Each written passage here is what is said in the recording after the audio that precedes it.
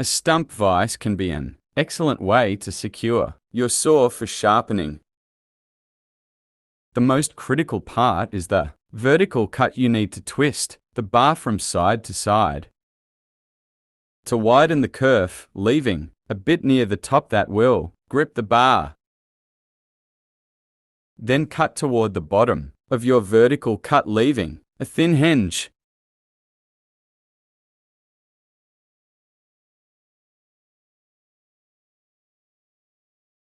Set your wedge and file away.